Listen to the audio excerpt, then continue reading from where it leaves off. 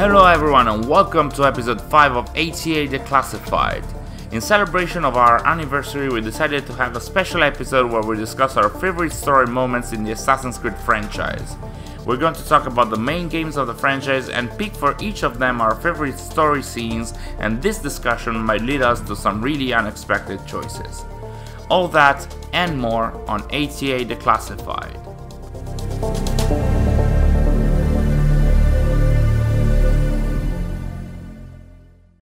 Ladies and gentlemen, welcome to a new episode of ATA Declassified. I am your host, Marco, and I'm joined, as usual, by Wayne Davies. Hello, Master. Greetings, Assassins. How are you, Marco? I am, okay. I have some health issues, but other than that, I'm super, those are not going to stop me from, speaking for an hour and more about AC. How about you? I could sleep for an eternity right now. Dracula's coffin is very tempting right now. I am that tired, but we will persevere for this episode because it's one that we've had on the cards for a little bit, and we've actually been really looking forward to doing it. Yeah, and it's going to be a nice episode, and I think it's very consistent with our celebrations for our anniversary. And we're super happy to celebrate our anniversary with this episode of Declassified that is basically dedicated to the story moments or scenes that are really rooted into the lore of AC in every game of the franchise and that we enjoyed. So we're going to choose every game from the franchise, every main game of the franchise. And then both me and Wayne are going to pick our favorite story/lore moment and discuss them a bit. Right, Wayne? Oh, most definitely. And I can guarantee some of them, there have been many countdowns of best Assassin's Creed moments and that sort of thing, but I can guarantee a few of these will be surprising and fun. Some of mine are just so stupid, but I love them. I am so sure you picked some that will be unexpected, let's say. Oh, come on, let's just get into this, Marco. Okay. Since this is Access the Animus anniversary, you get the honor of going first for Assassin's Creed 1. What have you got, sir? So I am very, let's say, a very classic hardcore fan. So for Assassin's Creed 1, I would say one or two moments are very dear to me. In terms of first civilization and stuff like that, I'm really one of my favorite moment was when the Apple shows the world map of all the other first civilization sites and POEs, all the pieces of Eden. And basically that's a very brief introduction to the sci-fi elements of the series that would have been developed more in the following instances, the following installments of the franchise. And that's something that I think most fans were surprised by back then, but then it was a reference for hardcore fans as the year went on. And another general moment is rather than a moment, is the philosophy of all the dialogues between Altair and Al-Mualim. It's something that has been lost throughout the franchise, I would say. There has been some philosophy here and there, but AC shines in those moments, and I think that hopefully those should be that kind of deep dialogue should be brought back somehow in the franchise. So those are my picks for AC1. What is yours or yours? First off, I love your roadmap, your map choice, simply because you forget when you go back to that first game, and especially now with all these later games released, it really is a roadmap of what's to come, and when on a reflective nature, when you go back and you think of that map, you don't realize that, well, you've got Rome, Ezio, Italy, the Americas, you've got all these places yet to come, which are all on that map. So that really is a nostalgic one, and I love that.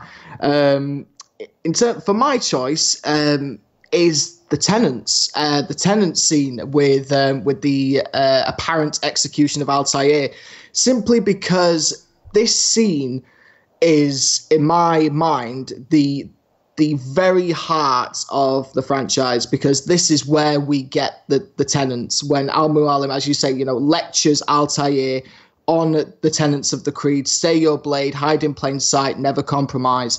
These lessons, which have continued on for over a decade, from one game to the next, and that scene is where it started. And when you go back now, when you look at that scene, it really is just as powerful as ever, even though we've had 10 years of games after the fact. And there's just something about that scene. And then obviously the stabbing of Altair, you think he's dead, and then it goes back to the present, and then you go back into the Animus, and he's really alive, but he's been stripped of his rank and all the rest of it. And that is basically the tutorial, the introduction to Altair's redemption story. And that tenant scene is my number one moment from Assassin's Creed 1. I absolutely love it. It's a really nice scene. I think that is, even if it's like the first chapter of the franchise, it's one of the best descriptions. Like, you don't just get the tenets themselves, but you get to understand why the Brotherhood is revolving around them. And exactly, you see more about that throughout the game, but that's where like the tenets of the creed are really shown to you. And from those onwards, like after that scene, you are more into the idea and the fantasy of an assassin, because now kind of like the rules of the game in a way, and so you're more committed to what you're doing as Altair following that. So that's a really nice pick as well, Wayne. Oh, it was so. What have you got for Assassin's Creed 2? Because I actually struggled with this one. Okay. I am very boring, let's say, because because like I think that in terms of changes to the lore and evolution of the lore, Assassin's Creed 2 was a pivotal moment for two reasons. One is the appearance of Minerva and the story behind her, the first Civ, the catastrophe, and all of that. Like, that's like a very strong WTF moment, right? Kind of like the apple showing the map in AC1, because you don't expect that.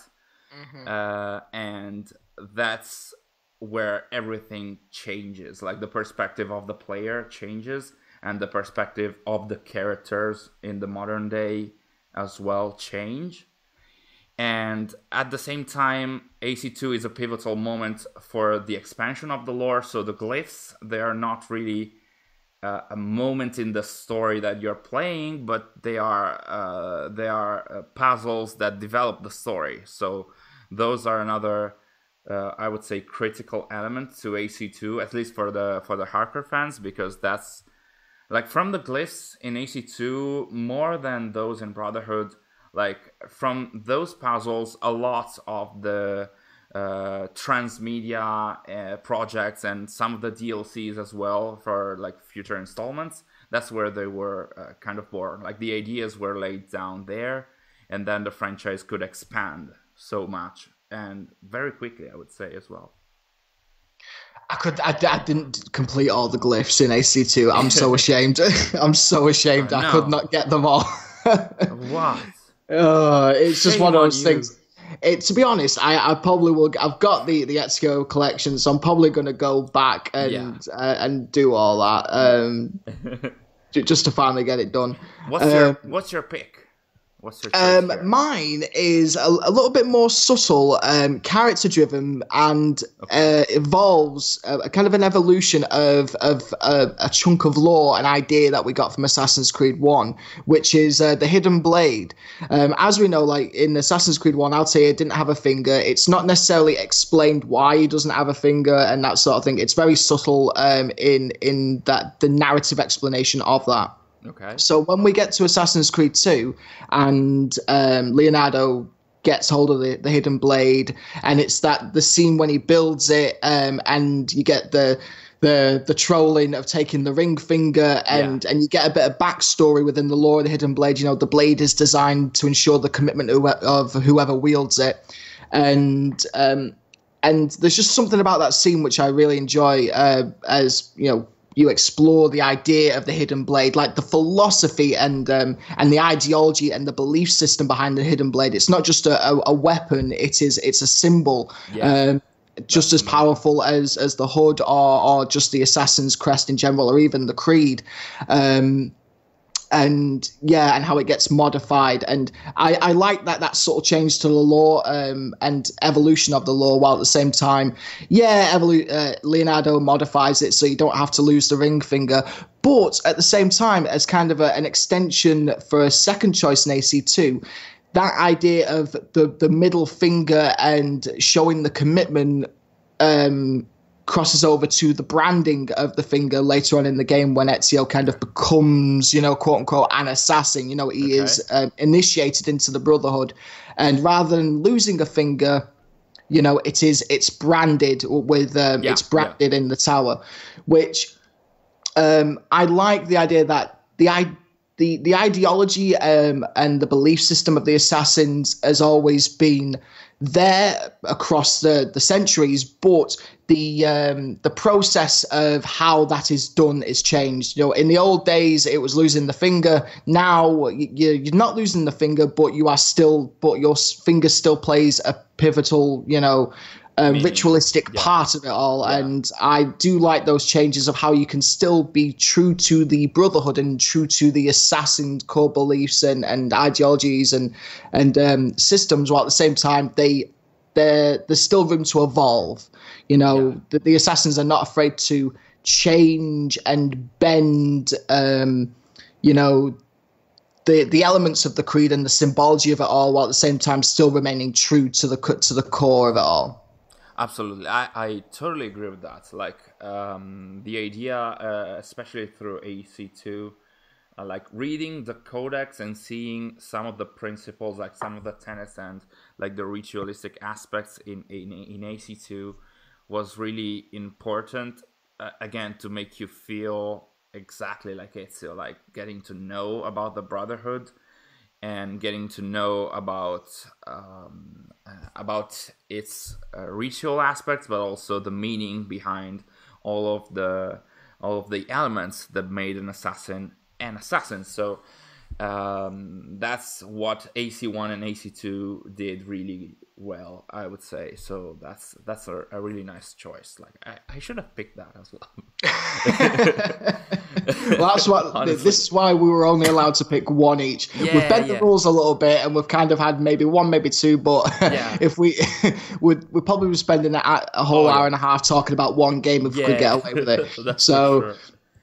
So moving on, what have you got for Brotherhood? For Brotherhood, again, being a fan of the modern day and sci-fi elements, again, one of the moments and characters that I pick from Brotherhood is like Juno, her introduction, because from AC2 you get to know Minerva. She seems to be like sort of like a benevolent character, even if you don't know her motivations necessarily. But with Juno, you get to know that the first Civ isn't always you don't always need to trust them, and so you very much feel connected to Desmond in a way, because he starts not trusting the first Civ as well, especially with the finale. And that's really interesting to me, because like that's where where some of the more like deeper elements of the lore were developed, especially towards like are all the first civilization members all on the same side? What are they really asking of Desmond? Is it positive or not? So the games were really able to give you breadcrumbs, but not enough. So you kept questioning if the road that Desmond and his team were choosing was the right one or not. So and Desmond seeing him actually taking action compared to the past game, that's another element that is connected in a way to Juno, because like seeing Desmond actually going to a landmark like the Colosseum and actually doing stuff, and also getting to the point of like killing a very important character. That's something that wasn't seen in the past games, and it's really, again, very important. I'd say for the evolution of the modern day story. So that's my pick. Oh, that was a good one, Juno. I forgot she got introduced to it back then. God, so long. Juno, such a good underrated character in my opinion. Anyway, we need a dedicated podcast for her. Oh God, a series of podcasts. Yeah. I think we should make that happen. Okay, my choice for Assassin's Creed Brotherhood. Right, kind of bending the rules. This is actually probably the best and worst moment in Assassin's Creed Brotherhood, which is the Siege of Monteriggioni. Oh. From a pure narrative, story, and technical aspect, this sequence, like the whole Siege of Monteriggioni, is probably, in my opinion, in the top 3 moments of the Assassin's Creed franchise. Really? I'll argue it may be the second off, maybe first. I absolutely love this sequence, this whole sequence. From the moment you arrive back in Monteriggioni to the point where you leave for Rome, it's just perfect. The narrative beats of that whole sequence are spot on. The whole idea that, it's over, Ezio can relax now, his job's done, he's beaten Rodrigo, he can relax. And then all of a sudden, out of nowhere, Cesare comes out of nowhere and completely wrecks everything. Yeah. And the linear approach to that sequence, the game takes you beat by beat exactly where it wants to take you. The overall action sequence is great, and the idea, and probably one of the most subtle, best moments. Kind of a twist on a rag to riches storyline or plot line when you take the leap, when Ezio leaps off the balcony outside Monteriggioni and lands on the horse, and like the horse starts racing through the town. Like that bit is completely linear, and all you have to do is press the front button and it looks great. But then when you look on the right hand side of the screen, what does it say? The armor of Altair is gone. You've lost your sword, you've lost this, you've lost that, and you see your world come crumbling down on that list and around you, and it's just so good that element, just that whole sequence is brilliant. How you just see the world, this world that Ezio has, and you as a player have spent so long rebuilding. Yeah, absolutely.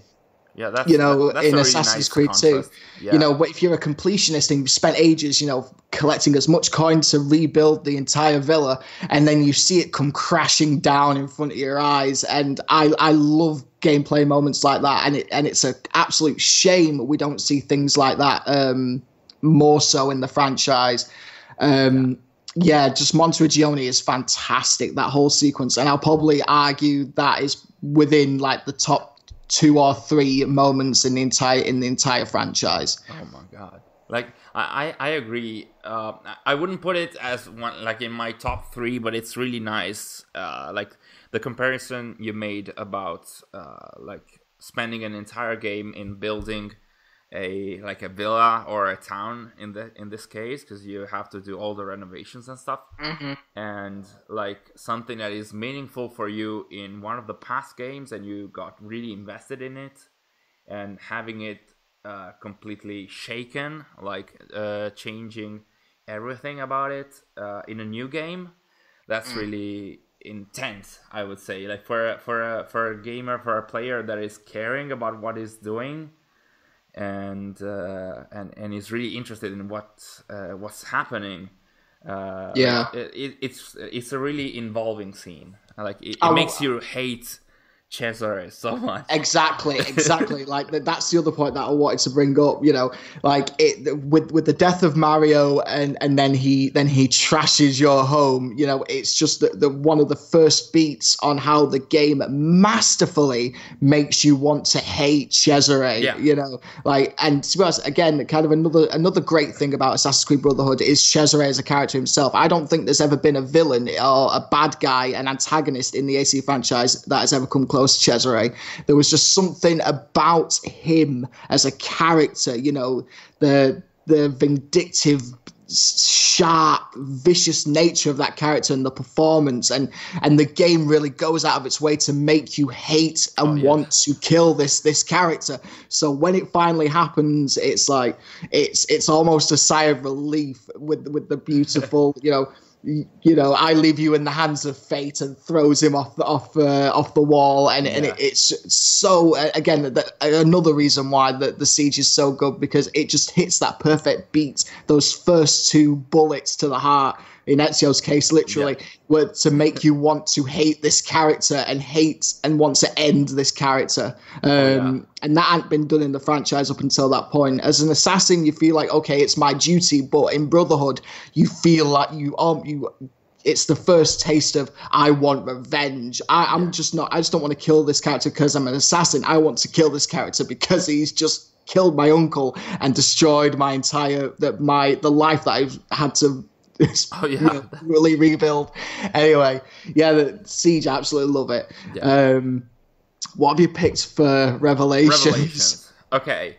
An easy one in here as well. Like the game has a lot of very interesting and very moving moments, but the ending, rather than the ending, it's the scene where Ezio enters Altair's library in Masyaf and says, "No books, no wisdom, just you, fratello mio." And that's such an important moment where he sees, like, when he sees the dead body of Altair, and then sort of like interacts with Desmond. Basically, Altair's library is, and this moment, this scene in particular, is it's like it shows the connection between Ezio, Altair, and Desmond at the same time, so through time, and basically it shows something that I don't think has ever been done, like reproduced in the same level of quality throughout the franchise, because you have these three characters from different time periods that are gathered in a way, and like what Altair left is for Ezio so that Desmond can see it. So it's really it's like a passing of the torch between all these characters, and that's something that like blew my mind, because like in every game you followed that, like up until that moment you followed that specific ancestor, got to know his story, you found the artifact or whatever that was, but that was that. Like with Revelation, you see the three characters coming together, and that was so compelling. So I am still like I am still in awe at looking at the quality of the writing by Darby McDevitt in this specific scene. Yes, most definitely. Like I would expect that like 80 or 90% of the fans would choose this moment for Revelations. That's why I'm kind of banal, but at the same time, like it's very easy to choose this scene. Too easy to choose that scene. You mentioned before we recorded that for Revelations you chose a very specific scene. Yeah, as you said, 80 to 80% or 90% or whatever would pick the vault scene, the library scene, and I don't blame them. It is a beautiful scene, well written. But my choice for Revelation is so heartwarmingly, beautifully funny that I deliberately went out of my way to, in a music video that I did, I went out of my way to have a humor-based moment within my last music video just to have this scene in it, because every time it makes me laugh and it's such a great payoff, and it's Duccio a pleasure. Oh. I totally didn't expect this. Duccio? Really? That scene, okay, it sums up the Ezio trilogy perfectly. The fact that Ezio has dealt with Duccio several times throughout the game, to almost where it's a running gag, and they met as younger in their youth, and you had the fight outside the in the street. Yeah. Over his sister, and and then so many years later, Ezio's old, and it's just that scene when he turns around and it's just Duccio a pleasure, and Duccio's reaction, he literally sees the devil and runs away screaming, and it is so funny, and it's basically a 3-year joke, which paid off so well, and it made me laugh so hard, just something so subtle and so personal to Ezio, just that one single personal beat that has followed him throughout his entire life. So funny, so well done, so subtle, and it's a moment that I will take to my grave, because it just makes me laugh so much. I absolutely adored that little scene. It's not as extravagant as yours, which again I nearly picked, but I thought, but it's too easy. I know. It's something that the Duccio a pleasure scene is so heartwarmingly sweet, beautiful, and funny. I could not in good conscience pick anything else. That's really like a running joke throughout the franchise, almost, for up until that moment. So it's like seeing that even far from Italy, Duccio sees Ezio and exactly calls him the devil, right? Run, and then he tells her to run. It's like, run for your life, and as he hobbles away, it's so funny, and literally he saw the devil, and he just ran, and it's so funny. It just made me laugh. That's a really nice choice. I totally didn't expect this. I told you that. I told you my Revelations one was so stupid. You did. What have you picked for Assassin's Creed 3, sir? Probably one of the more serious narrative games. So what have you got? AC3 had a lot of serious moments, very few funny ones, and as a game, it tried to be very serious. Sometimes that made the main character not Connor didn't always seem relatable for people, but I think that I would say that a comparison between Connor's path in the game and Desmond's path, especially in their relationship with their father, which is very intense. That is something that you don't necessarily see at first, but when you see some of the beats of the story, there are these moments where Desmond is super pissed at his father, and that's the same moment where Connor does the same with his. So that's a really not obvious to see element. And well, I had to choose Desmond's sacrifice as well, because it's very controversial, but it's a turning point of the franchise. So That's another moment that is very important that not a lot of fans liked because of the motivations behind it. Yeah. But I still would say that that's a very important moment, and so that would be my two picks. I couldn't choose one. I had to kind of agree with you with the father-son themes in Assassin's Creed 3. They are subtle at first, but then by the time you get to Miles saving Miles, which is my choice for Assassin's Creed 3, you know, that theme and that narrative goes full circle. You know, Assassin's Creed 3 is not only just a coming of age story for Connor, you know, it's really about fathers accepting their sons, you know, and vice versa as well. And when Desmond goes to save William from Vidic, that whole sequence, that the gameplay is fun as well. Like, you finally break into Abstergo. You know, you've been waiting for it for so many games. You've been waiting for that clash. You've been waiting for Vidic to finally meet his end, you know. And that comes, but then you've got the touching moment of, like, you know, when William, you know, finally accepts Desmond for as what he is, his son, not just an assassin or a device, a tool, an instrument to get into the vaults and save the world, you know.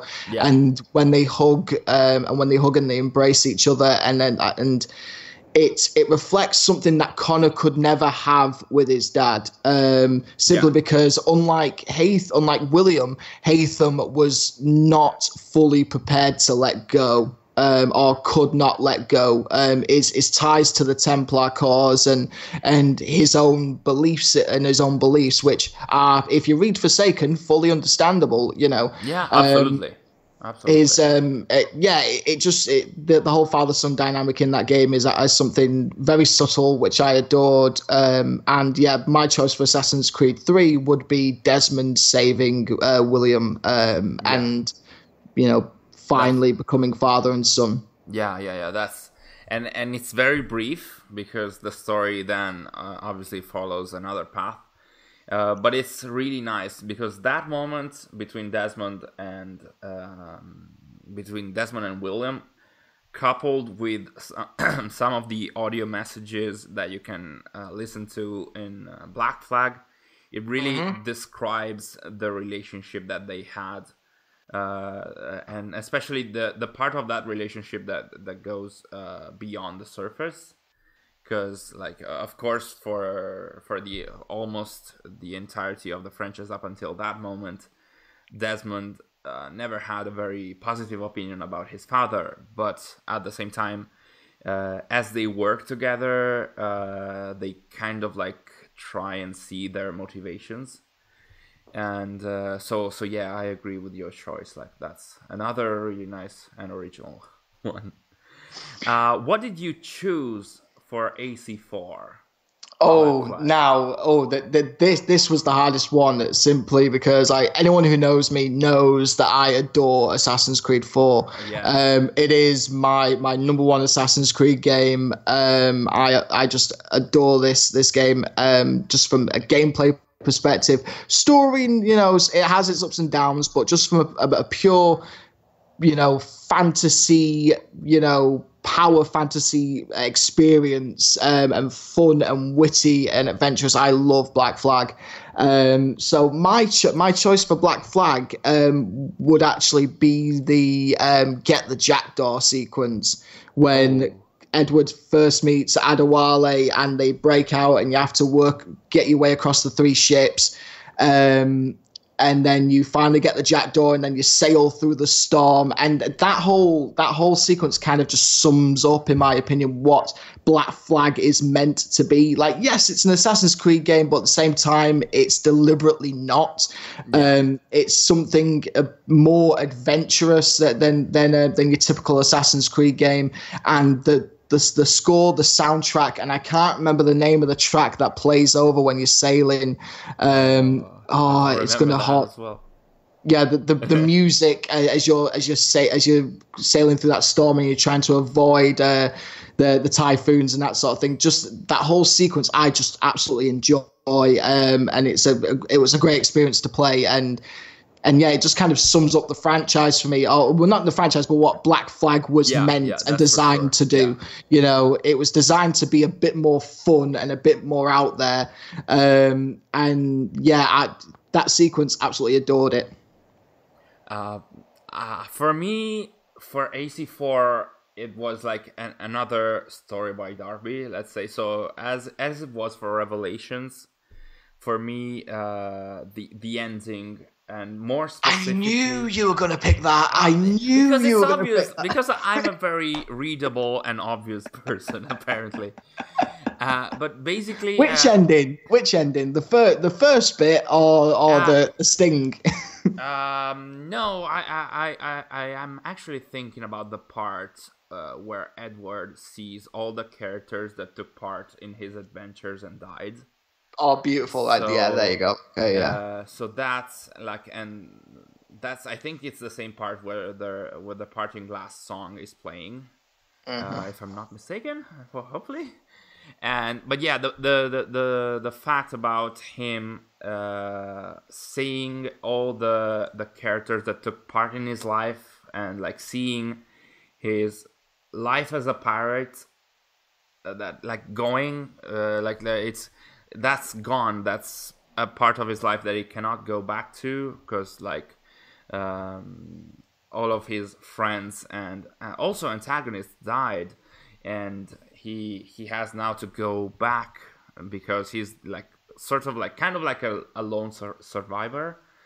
And when he says "Devil curse me, I do," because it's very sad about all of the pain that he had to endure in his adventure. That's a very moving moment, and like it pierced my heart when I saw it, and it was incredible in its writing. Like and the voice acting in there was also very much on point, and like Edward was really conveying his feelings. Like the writing and the voice acting in there were amazing for me. Oh no, yeah, Matt. I will just stress just as a little add-on for Black Flag, because I love that game so much. Like Matt Ryan's performance is so good as Edward Kenway, to the point where now I'm just always conflicted on whether or not he's Edward Kenway or is he Constantine. Like, you know, I'm like. He was, as an actor, he was made for those two roles. And just as a kind of a follow up on what you said, you know, about the ghosts of his comrades. One other story element which I really, really enjoyed was the death of Kid in the prison. Yeah, that was another amazing moment. In my opinion, if Assassin's Creed 4 Black Flag was a little better written, like in the sense of like, you know, Edward's evolution from becoming a pirate to an assassin, if that was a bit more polished, I feel that scene would be the pivotal point when he goes, right, okay, I'm going to be an assassin. You know, it is that turning point when in the narrative, when he starts to turn. You know, he's been poked and teased by Kid at multiple points throughout the game. You know, be a part of something bigger than just yourself, you drunken ass. You know what I mean? Like he's poked with a stick by Kid throughout the entire game, about, you know, being an assassin, not being a pirate, being something more honorable and do something better for the world. And then obviously with her death, his death, you know, spoilers. It is that turning point where he wakes up and smells the coffee a little bit, and then over the next couple of sequences, you know, he steps up and then actually becomes, you know, an assassin. That's an additional beautiful narrative point that I love in Black Flag. Absolutely, I agree with that. Like that sequence, when you see that you cannot do anything more for her, like even if you tried all the time throughout the previous mission, that's like you feel powerless, but that's also where Edwards finds his resolution to move forward. So that's a very powerful moment, as you said. So next what have you got for Unity? Okay. Oh my god, do you want me to go first for Unity? Oh yeah, you go first. Okay, Unity, as we all know, has had its ups and downs. But personally, Yes. for the longest time, I've defended Unity's story. I think Unity has a fantastic story. Just to put it bluntly, a poorly built game. Just because of the bugs and and all that sort of thing. But anyway, it's not a moaning video.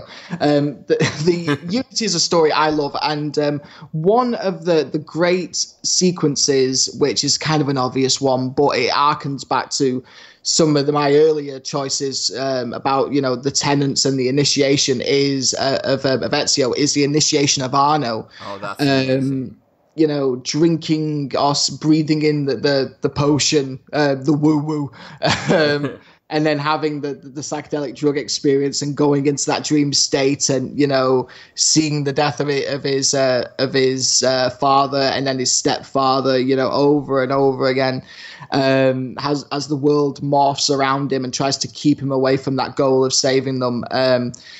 Just that initiation is very unique, and it just, in terms of lore, it shows how different, in comparison to other initiations, how different those initiations are into the Brotherhood from generation to generation, from continent to continent, from Italy versus France versus the Caribbean, versus London, and, the Crusades and in Jerusalem and Israel and the Middle East and that sort of thing.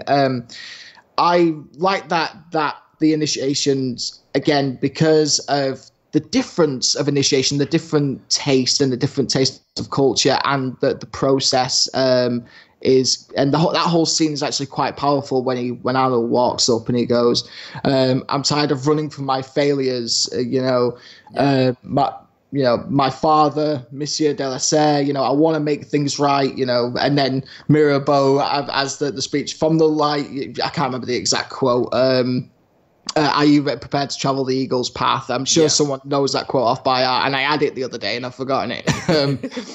But yeah, like that whole sequence is really powerful, and again, it starts that path of redemption for Arno, which goes up and down as you progress through the game. Yeah, I agree with like your choice is really nice. I like that moment as well, because not only because it's a powerful moment for Arno, but like you said, you get to see a taste of the Brotherhood and in France and its rituals. Like, it's something that kind of got lost as well as the franchise moved forward. Like in Unity, it was kind of like heavy, like it was intentional. The Brotherhood was the French Brotherhood that was, I think they said that it was like 1,000-year old and something like that, and so it was very heavy on rituals rather than meanings. But at the same time, like when you get inside the hideout, the main hideout of the Brotherhood, you see this grandeur, this pompousness in a way, this this way in which the Brotherhood is really trying to appear rather than only like doing its task. But at the same time, you really see the rituals. You really see you hear the tenets of the creed and stuff like that. So it's apart from the maxim at the end. Like I had a very like a tiny issue with that. Like I don't think Mirabeau says nothing is true, everything is permitted, I think, at the end. But like it has all the description of all the tenets, and then it doesn't have the final maxim, and I hated that. But it's a really nice moment. And as for my pick, I would say the balloon scene between Arno and Elise. Because I have a lot of issues with a lot of scenes in Unity, and especially a lot of scenes between Arno and Elise, because like Elise is a very strong female character, and I appreciated that in like seeing it while playing. There were, though, at least for me, some moments where she was either too strong or at least too focused on her vengeance path rather than her love for Arno. So like the ending of the game is a great example. Like she chooses to go for Germain instead of saving Arno, and I hated that so much. So I didn't like all the moments between Arno and Elise, like all the beats, but but the balloon scene is really on point. It's really likable. Like following their shenanigans, let's say, and having him like running through the routes to get to her so that they can have their private moment far from the revolution, far from all the fights that are happening in the sea, in the streets, far from everything, and far from their problems. So that's a very brief moment, but it's also a very nice moment where you can catch your breath, and Arno can enjoy a romantic moment with her without thinking about anything else. And yeah, most definitely. Which is something that doesn't happen at all throughout the entire game, apart from that scene, because every time they are together, there's something more important to do, or something that requires either Arno's or Elise's attention. So or they're fighting. So basically that's like a very nice and positive moment that I liked about Unity. Yeah, I absolutely adore the balloon scene. Again, as you say, because it's one of the only moments, where they actually get to be themselves, and like this is one of the reasons why I defend Unity in terms of its story, because like Unity itself, it's love versus loyalty for not just Arno but for Elise as well.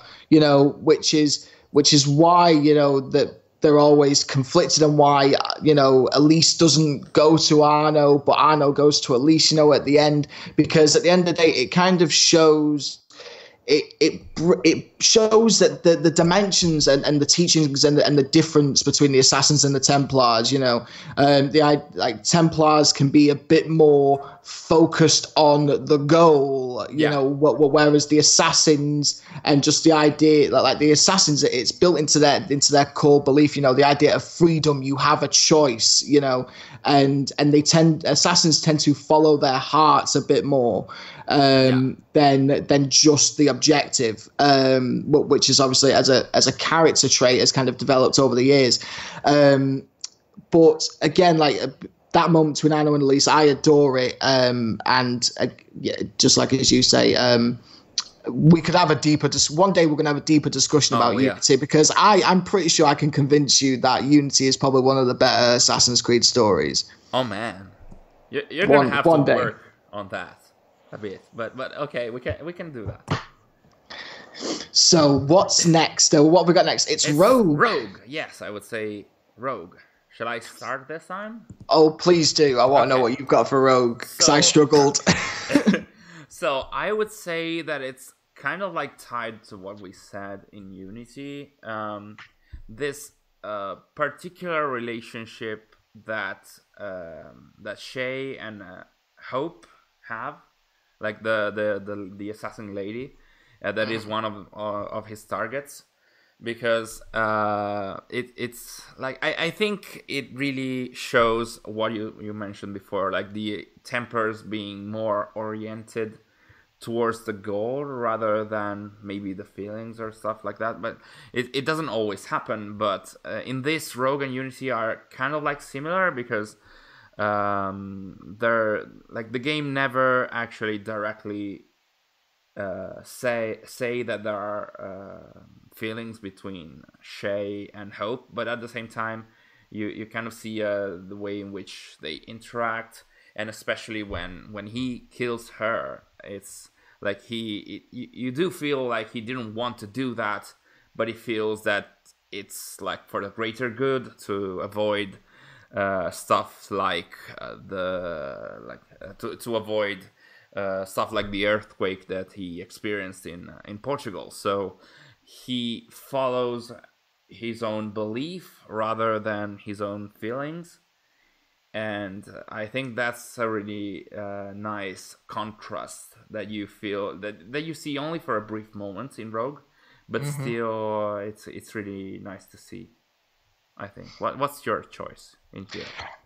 My first choice, what I was initially going to go with was the obvious one, which was it's revealed that Shay is the one that kills Arno's dad. That is the obvious one. Unfortunately, that bombshell was not taken to its full potential. Regrettably, like you could have had a lot more fun with that and do a lot more interesting stuff with that plot element in place, especially in a possible sequel with Arno and Shay. But anyway, because I didn't want to pick that, even though it was the obvious one for me. It's the first one that came to my head. But the second one that came to my head is my actual pick, which is the marketing material from the modern day. Those marketing videos voiced by Roger Craig Smith when they do the analysis of Al-Mualim and all these characters. I absolutely adored these because there was something so biased and argumentative about them. Like when you watch them, because we as players, we've played through the games, we've seen the story from the assassin perspective and all the rest of it. So when you hear, these things being said about Al-Mualim, Altair, Ezio, Connor, you want to shout at the screen and go, oh, F you, we know the truth. And they're so biased and so well produced. And obviously Roger Craig Smith doing the voice work. That was amazing. So well, so cheesy. It was great.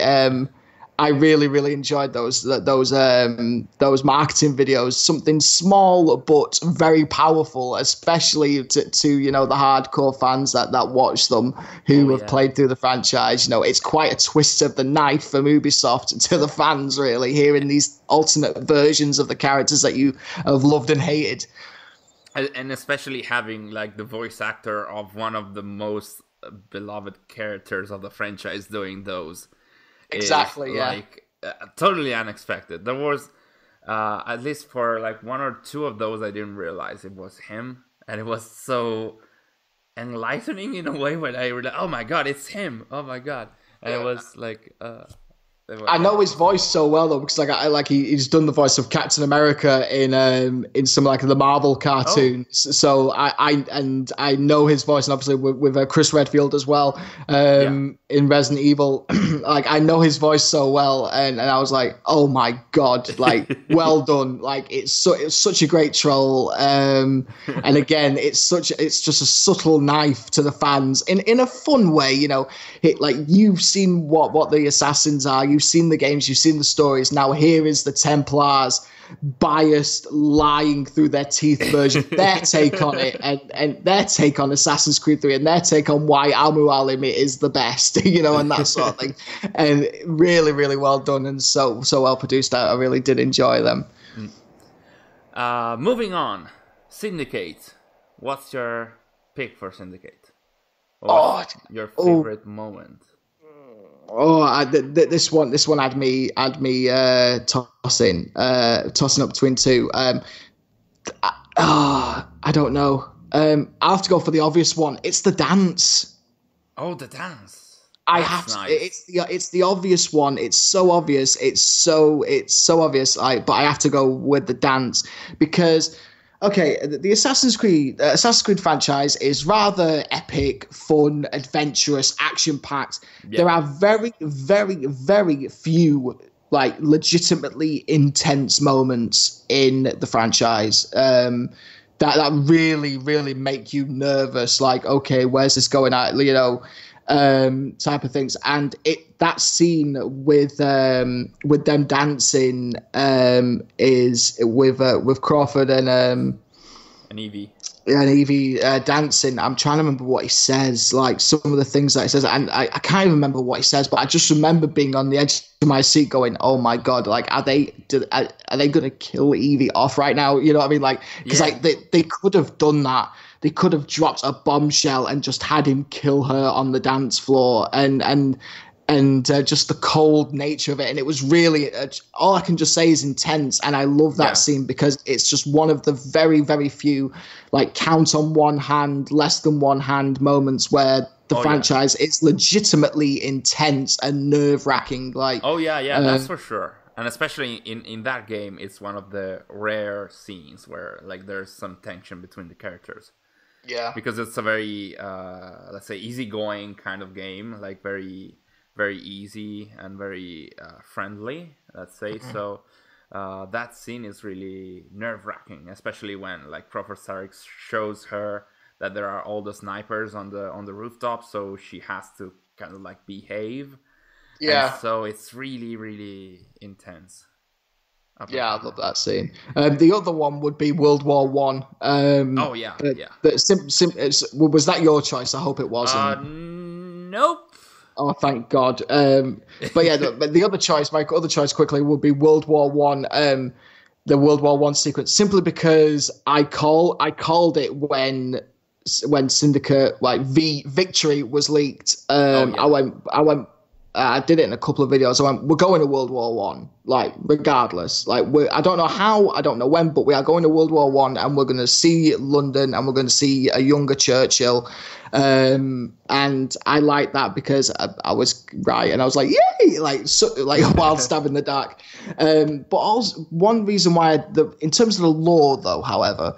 The one reason why I like the World War One sequence is because of Winston Churchill himself. Because in the glyphs and stuff in earlier Assassin's Creeds, we learned that Churchill was actually a Templar, or in allegiance with the Templars. They were kind of manipulating the World War for their own gain.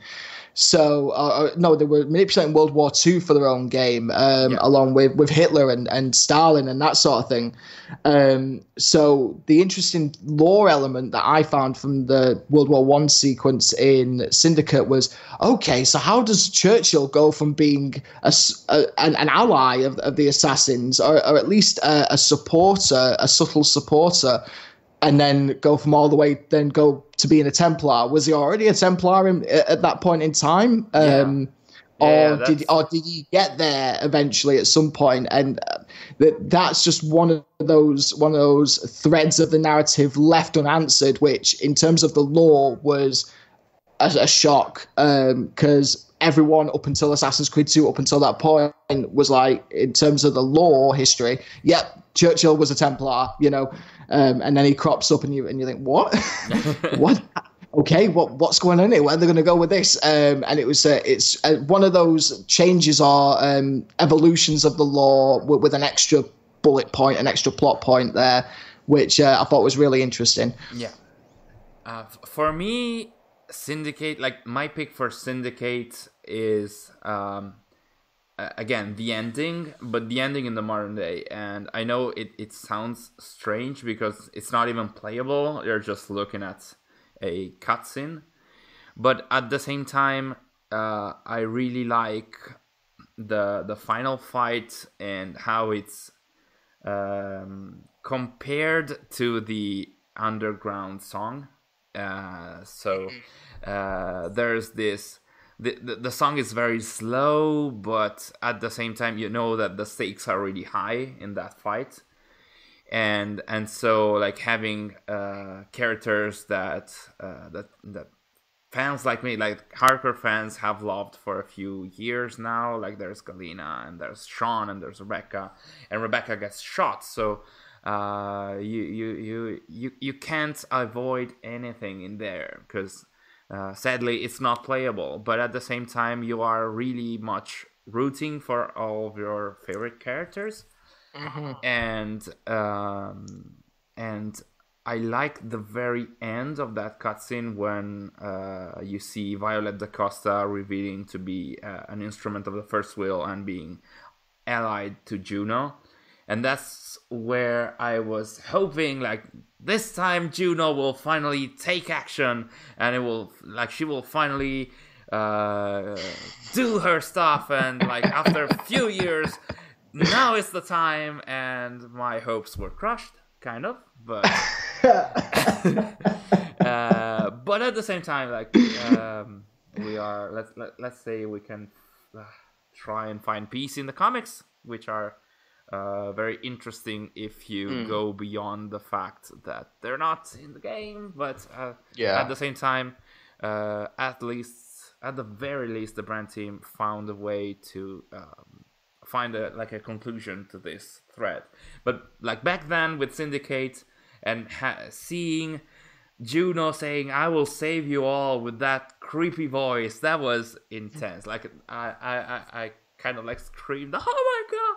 Like, and that didn't really happen in the games, but hey, we've got the extended universe for that. So at least there's something, you know. At least it just wasn't swept under the rug completely. At least there is an element, even though again I agree with you, but I think that debate / argument is a topic for another day, because we actually discussed that in the last podcast, talk about origins. We did.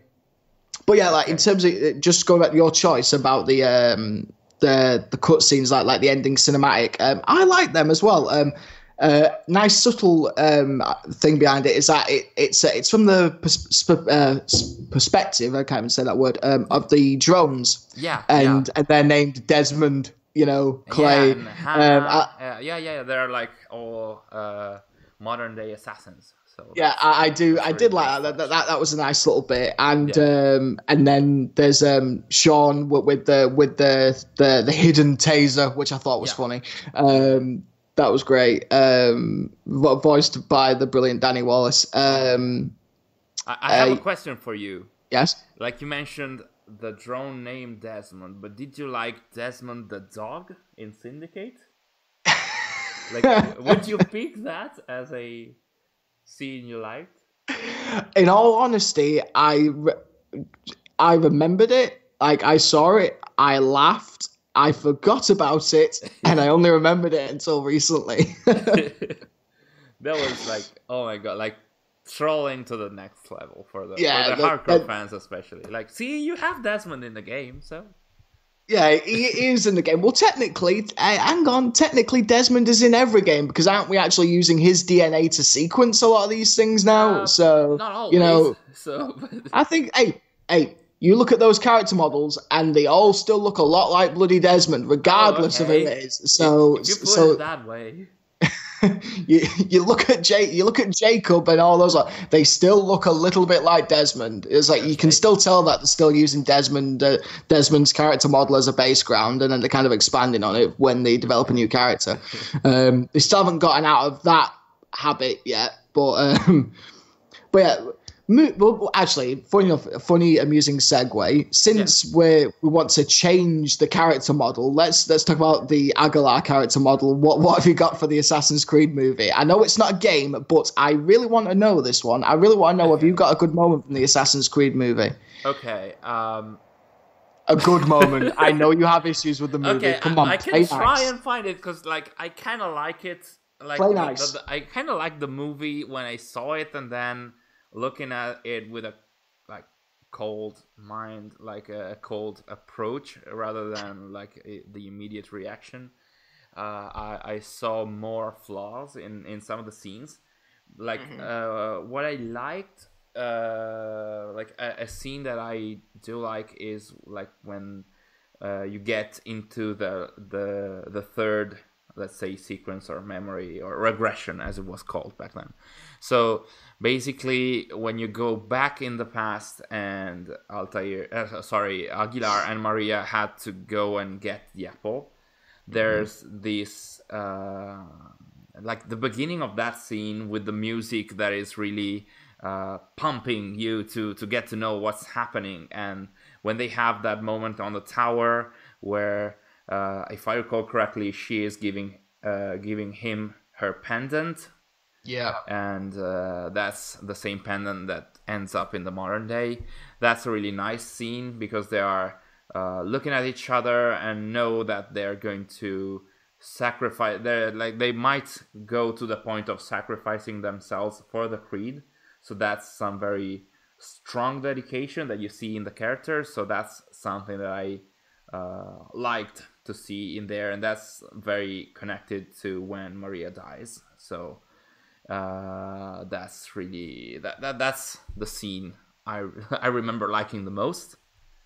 So, what about yours? Because you said you have plenty of scenes that you liked in the movie. Yeah, I mean, at the end of the day, the Assassin's Creed movie, regardless of how deep you look into it in terms of its canonicity and all that sort of thing, it is a good watch. Like I find it to be entertaining. I find it. I love the contrast in it, in its design. I love the production design. I love the sound design. It's so good. Like the subtle nuances in the theme, which appear in Origins if you listen carefully enough. That like some of those musical cues actually appear in Origins, underlaid with Ezio's family, which I really do enjoy as a lover of music.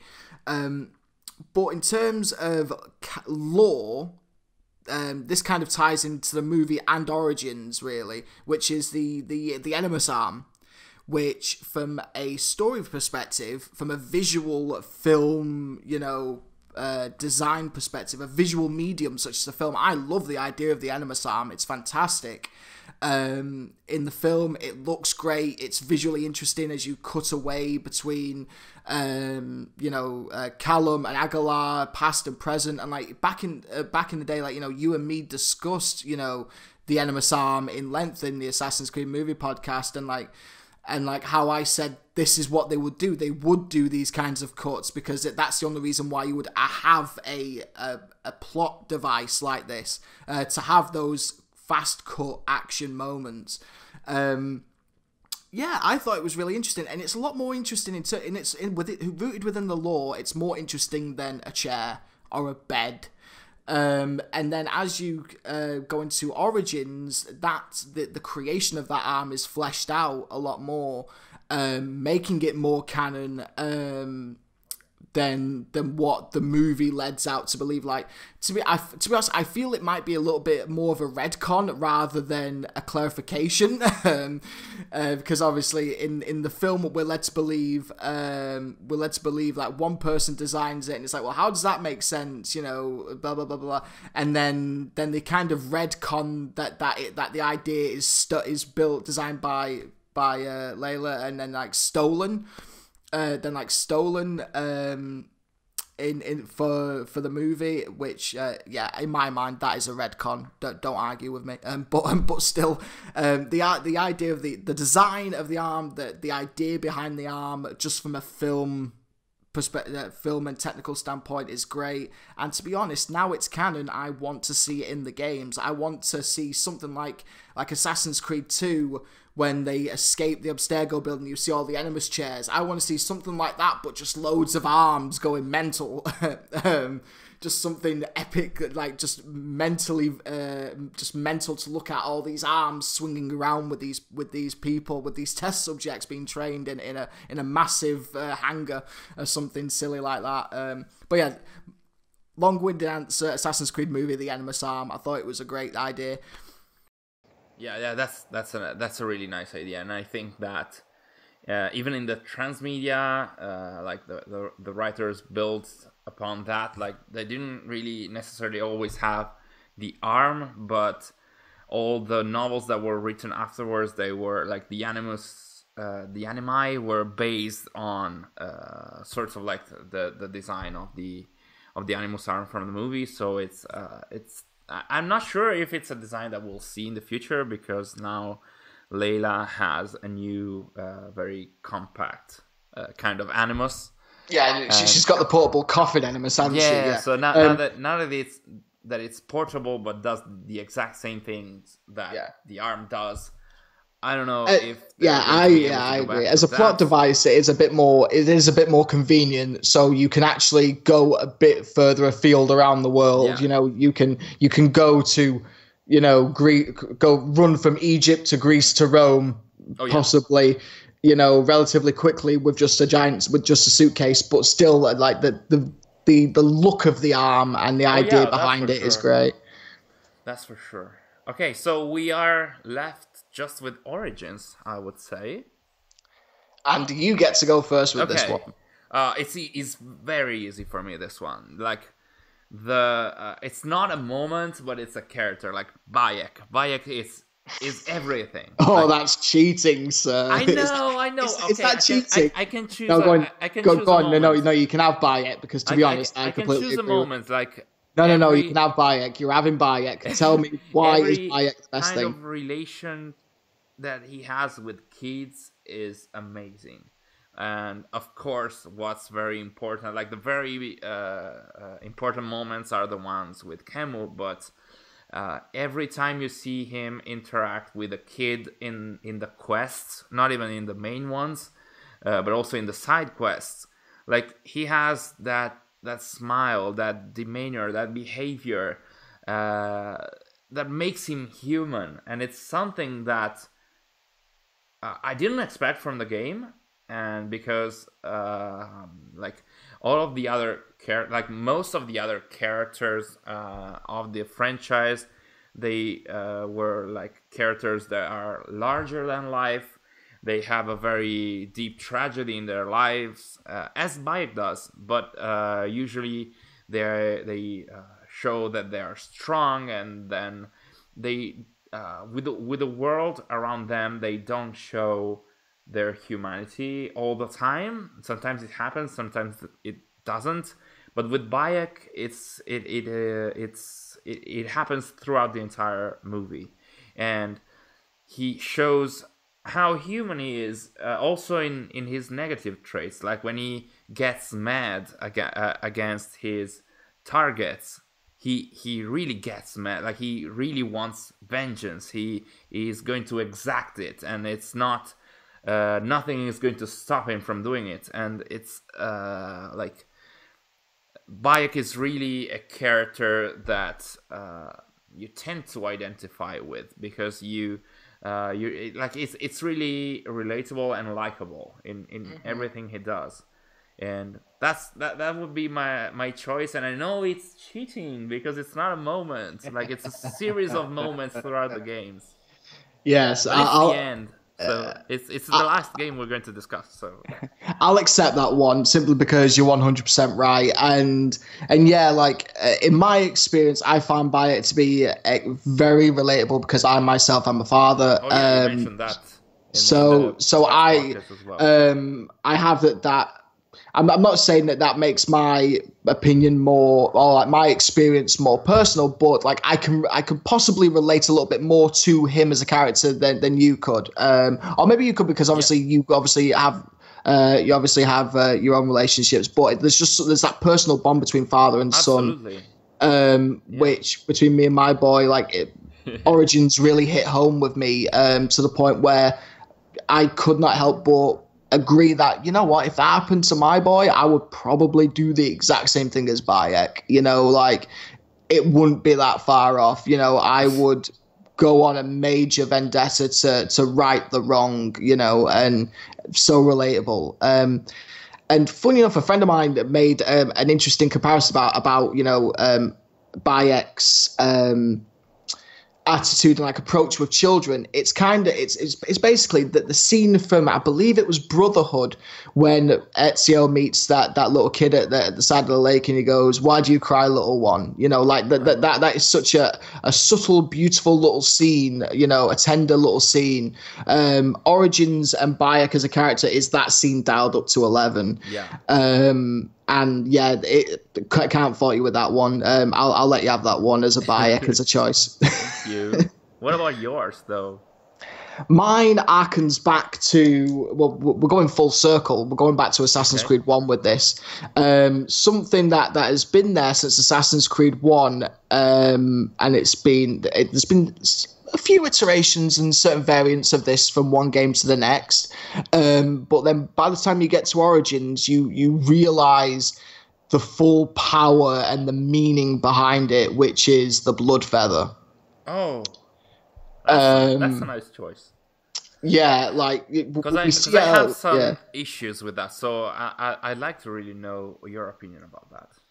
Well, it's the subtle idea of paying the debt, you know, and the idea of of paying what you're owed, with the weight of going back to Egyptian mythology, like, your heart is weighed against a feather and that sort of thing.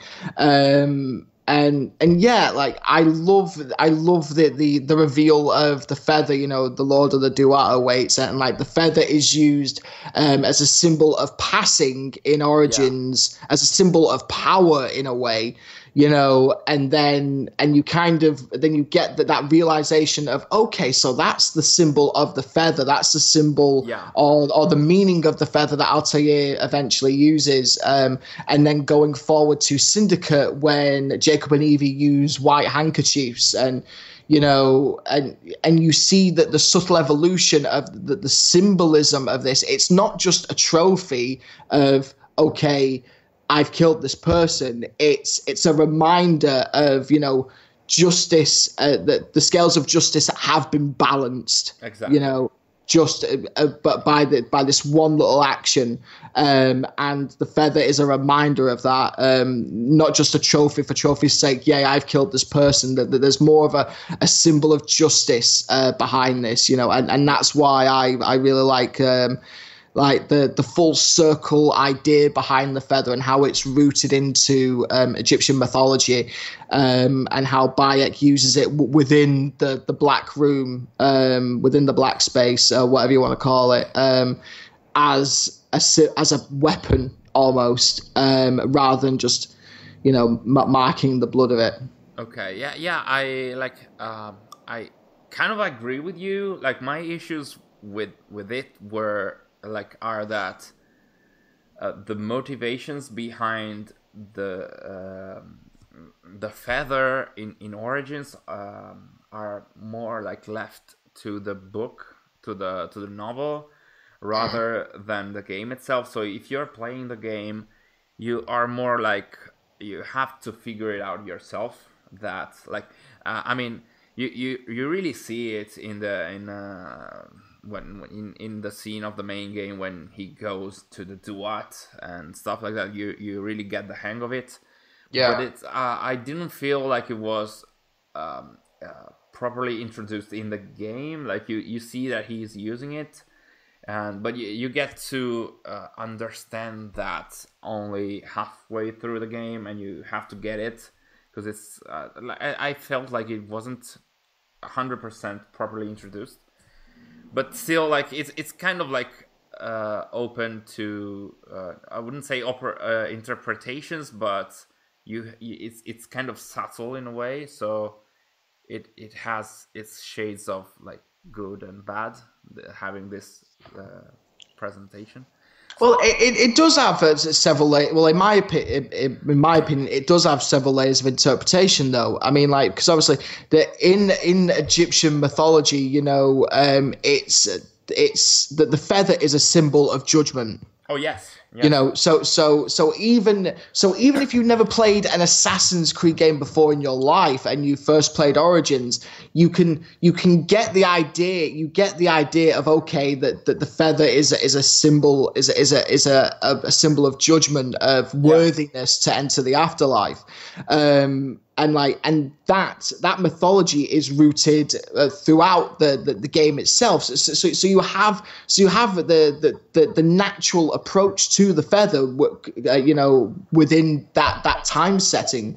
But at the same time, for the fans, it has a deeper meaning, and that's why it has several layers, rooted within it, because we as fans know, okay, so this is where the idea of the feather from the attitude and the approach of the assassins comes from, while at the same time that the feather still is used truly and honestly as it would have been used in that culture and in that mythology as a symbol of judgment, just within its own right. Yeah. I agree that like I said, it's accessible, but throughout the game you get to understand its meaning.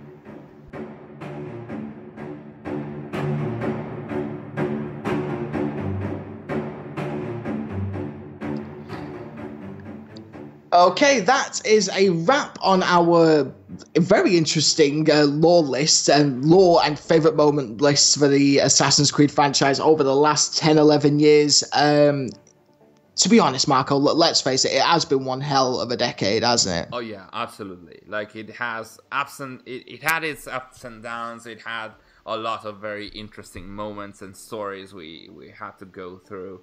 I really love this franchise, even if it has its issues somewhere throughout its several installments. I think that like it's a franchise to experience, and so like these 10 years were so nice, and it was super nice to have this episode to go back through every main installment, main game, and like have like reminisce all the cool stuff and all the cool moments.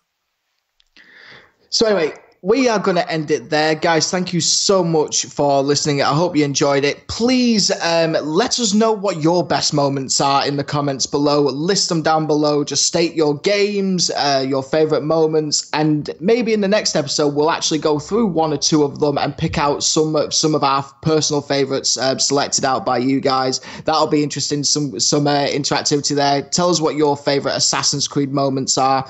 And lastly, I would like to give a major congratulations to Access the Animus for 5 years of following the franchise. Thank you so much. It's been like even that it has been a hell of a ride. So I'm super happy to celebrate with everyone this milestone. Well, I propose a toast to Access the Animus. 5 years. Going. See you in another 5 years, and we'll see where the franchise is in another 5 as well. So. Let's get to the decade with Access the Animus, and we'll see what rolls around the corner. Wow. And Marco, for me, to you and all the members of ATA, thank you so much for all the great content that you've written over the years. I know personally you do put a lot of hard work and personal time into that stuff, which really you don't have to do. You know, you're not paid to do this. You're not in Ubisoft's pockets. You do it out of just pure passion and love for the franchise. It's a drive that many in the community would, pay good money and happily kill to have. A commitment to the franchise that you guys have had over the years is second to none and unflinching, and may it never falter. Thank you so much, Marco. Thank you so much, Access the Animus. Anyway. So much. Guys, thank you so much for watching. I hope you enjoyed it. Take care, be safe, and we will see you in the next one. I'm Wayne. Marco, say your farewells, sir. Thank you so much for following us and for listening to the podcast. Thank you so much, guys. Take care, Assassins. Wayne out. Peace. Bye.